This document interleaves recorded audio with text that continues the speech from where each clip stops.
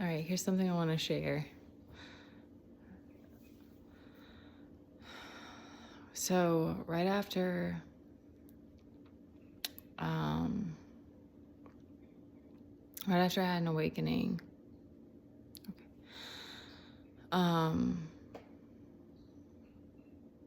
it came to me that God sort of was giving me a second chance. There had been a few moments of having outbursts with having a temper prior to my awakening, but I had never experienced. I think I had dealt with depression. I didn't know what it was. I had definitely had very deep self-esteem issues, like very much the eating issues and the going crazy at the gym, and even like I would like try to take on, as when I was teaching, I would like take on as many classes as I could, and it was always like this, like, I'm not good enough, so I have to do everything I can to be better, and like try to be perfect. And I still struggle with that. Like that perfectionism is one that's really hard to break, and that's I feel now is like the mother wound. So,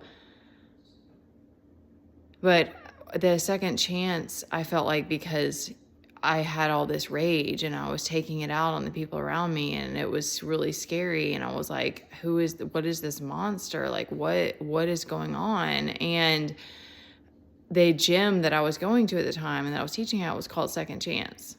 It's still there. I'm pretty sure it has the same name. They have a new ownership, but I'm pretty sure it's the same name. And that's kind of when, because at that point I started getting downloads like crazy. And,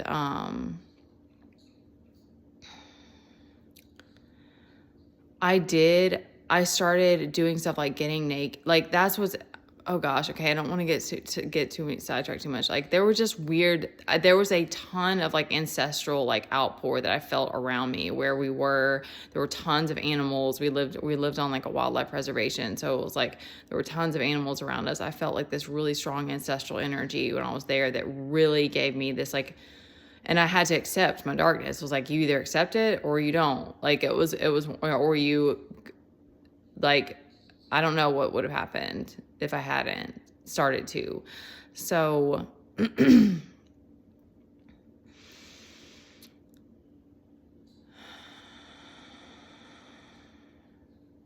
that's what I feel like my journey is in this life. And I think that's probably for a lot of people, once you awaken, it's like, then you're on a mission with God, and he's sending you places to give people another chance. Give them another chance to find God, to come back to their heart, to come back to love. And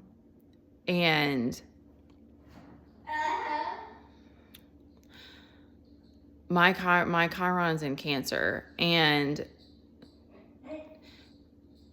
I baby my child still. Like, I had to wake up to that realization not that long ago of like, I don't know if this is healthy or not. Like, I don't do it all the time, of course, and he doesn't have another parent, so I have to have boundaries. I have to, whatever. And because he's not more verbal and stuff, he is also behind, his maturity isn't where he should be for kids his age. And like, but like he does stuff like, he'll kind of like hold my hand sometimes when we're walking, and it's like, I live for that. Like, I live for those little moments of connection, and like being able, like, they're the hardest days and the deepest, the most painful, and the days of the most depression. One of the things that will pull me through and get me back around is that I get to kiss my kid, or like I need to be there for him. And and I wanted to give that. That's exactly how I have to keep, when I come back to God, and the relationship that I want to build with him and have with him is exactly the same. I want him with me all the time. I want intimacy. I want comfort. I want, like, those are the things that I crave. And so when I look at it like that, I'm like, it seems very needy. And I think that's one of that in conjunction with the things that you go through, and like there's so much of this feeling of punishment. And I think that's one of the things that has made it hard for me to really open myself to feel safe to receive more, because you start to feel like you're not worthy, or you're like, it's weird. It's truly like, I don't want to say, but like, there's a lot of things that I've been through that it's just like you're an emotional punching bag. And then you have to, you're loving yourself through it, you're accepting it, and then there's a realization too that it's like, I allowed a lot of that behavior, but it was also, depending on your situation, was put on you, when you're younger and you don't know how to defend yourself. I mean, boundaries is something that's like, for some reason, it takes a long time to get to where we have. I feel like that's something that kids should be learning, or like we should have more like places that are teaching about it, but it is individual. So it's like, there's only, there's things like that where we all have to learn how to discern in our own life and stuff. But my parents were the perfect catalyst for both sides pulling, is sort of how I'm viewing it in this moment. It's like, my dad chose freedom, and he didn't want to have to be like more involved with his family, and he didn't want to have to be, and he went hard and still goes hard to be a provider, like, but he didn't want to be more involved in our family. He wanted his space, he wanted his freedom, because that made him, that's that side, that's that one end of the spectrum of like, this freedom will make you feel safe. You don't have to feel pain if you can escape and you have freedom. And then on the other side, my mom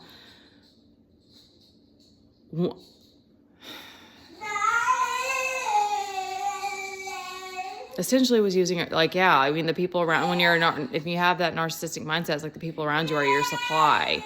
Teddy, hang on, baby, please hang on.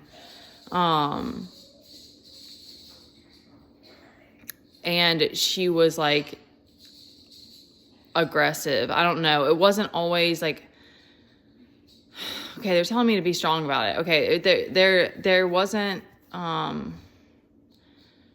there was a lot of manipulation, a lot of covert behavior. So it wasn't like my mom was always yelling at us or an abusive, but it was like, there would be like things like, I remember her calling me an idiot one time. And like, there was things like that where it was like, she would berate me sometimes, and slamming doors when we were having fights. There was a lot of that gray rocking. Like sometimes there would be an argument and she would just walk away in the middle of it. Like, and that's one of the most painful ones. I think that's where the freeze response came in, because it was just like that your body freezes up in those moments. 'Cause you're just like, you will not be seen and heard like that. It's a complete cutoff from connection. So I think that those of us who had moms who weren't there for us, weren't nurturing, were just emotionally just not there at all. That's lifelong healing, because that's that I'm not good enough. I'm not good enough for love. So you have to keep that one is hard. That one's been the one that I think it's hard to keep opening myself up to God and his love and allowing him in. But it's like, and the other part that they keep telling me to like let it go and put it in the past, because it's like having to watch your family go through this now. It's like I'm grieving for them, and you do. I want to give that to anybody else if you're healing your family, you're grieving watching them, because they didn't choose. And I want to try to wrap it up, is that what God has shown me is it was like, I thought I justified going to my mom's place so many times because it was a space for my kids to play and swim in her pool. And I started to, but I was starting to lose my connection, because it was like, I was thinking, this is right. This is what I'm supposed to be doing. And I didn't like show a lot of emotion, or like, stoicism it's been a lifelong thing. Like I know that I have, and I know that me like not having more expressive outlets, probably when I was along the way, like I have this tendency to like, if I don't speak enough or I don't express enough, then it'll explode. But I didn't show a lot of emotion or anything over there, but I'm sure that there were things that were said at some point that she picked up to use against me or whatever. But that's why it's so weird to me about the incompetency and stuff, is it's like I'm beyond proud of myself and honestly like surprised that I've like survived some of the things that I've been through. And yet and that's what's so wild, because it's like, that's why you do have to come back to God and his voice. And because it's like, it all goes together of like what your journey is going to be going forward. And because if you can handle insane amounts of responsibility and like, and manage your mind and your emotions through it, then it's like, there's going to be something going forward that, you're meant to be, a role, a space holder, a role model in some way for other people, that it's like, if I can do it, you can too, 11:11 when I said that.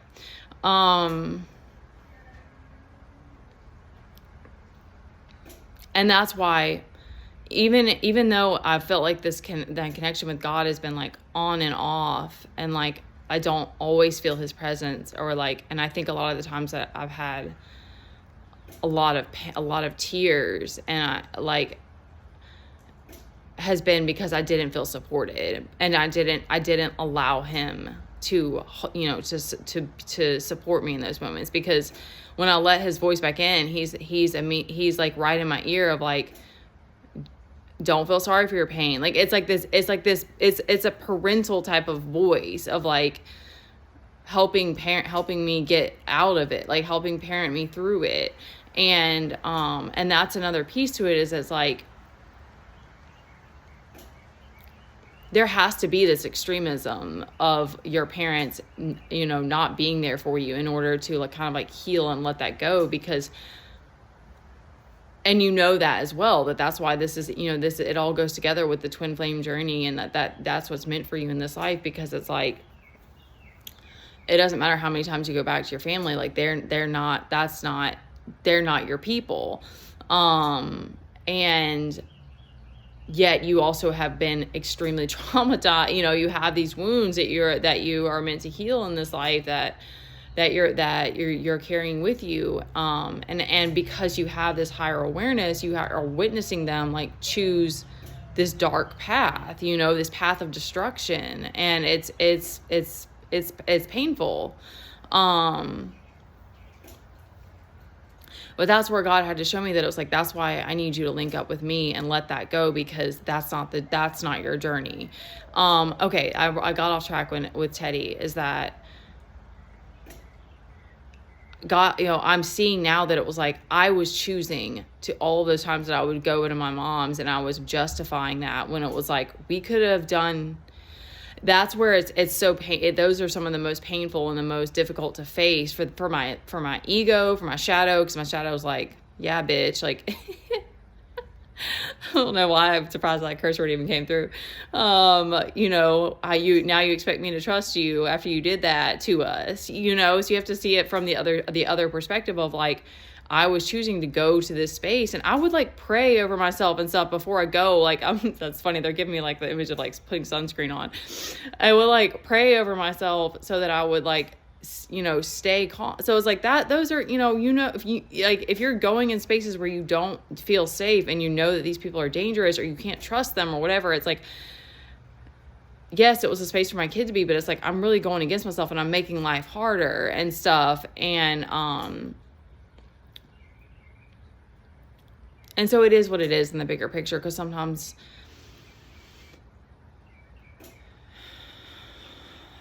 I do believe everything unfolds the way that it's meant to. And that's why God wants us to choose. Okay, thank you. That's why God wants us to choose him above everything, because so much is illusion, so much is manipulation, so much is people who just want to get in your ear and distract you. And those are some of the harder lessons to learn, because it's like, you think it's going to be easier to just have people have that security of having people around you and having people to talk to and little moments of connection, or like, you know, and like security, or the, you know, little moments of pleasure, like we used to, whatever it is. But it's like, truly it's not. Truly it's making your life harder.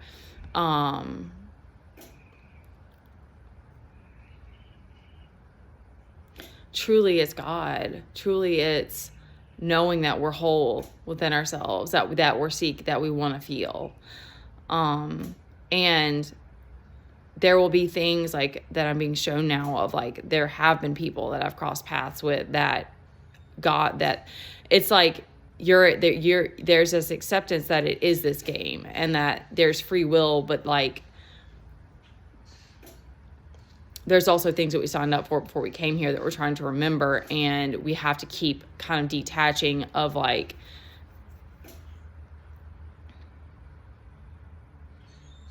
okay, they're giving me, there's an acceptance of like the terms and conditions, because there have been people that was sort of like God positioned it or like sent you somewhere because you were supposed to go and help this person. And some people accept the help and some don't.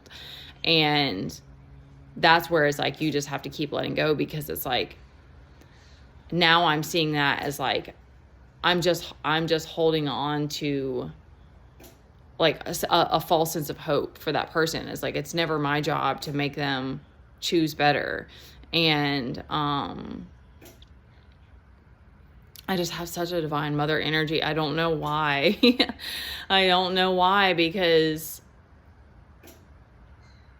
I don't know, maybe it's because it feels like I've been on my own for such a long time, that it's like, I feel that nurturing part of me has been, and so now I'm trying to really work on healing the masculine so that I can be, my sacral is more balanced, and my root chakra, and I'm more, staying focused on what I'm supposed to be doing. And opening myself to receive, because I think that's another thing. I think that's one of the things that, they're giving me a confirmation on that. That's like, as women, it's like, if we keep finding places to give, then we're not opening ourselves to receive better and stuff. So that's where that mother wound comes in, of like, your mom, if you're on this journey, your mom's never gonna,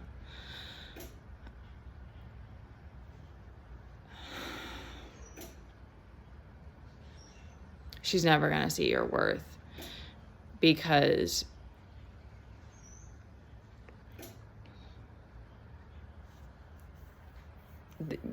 she can't see it in herself. Like women that feel scorned, they turn their, that's when you turn your back on God, and you choose money and the pleasures of life, which is a feminine need. But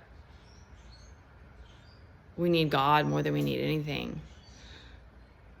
More than we need, almost want to say, more than you need oxygen, because it's like, you start to get to those spaces where you're just like, there's no passion left. There's no desire left. And then you're like, God's like, let me replenish you. It's like, that's our source. And he's going to love you. That's what's so profound. And it's so special. And because it's like, whatever the way because that brings you back to the person that you were before the world took it away from you. Let's end it there.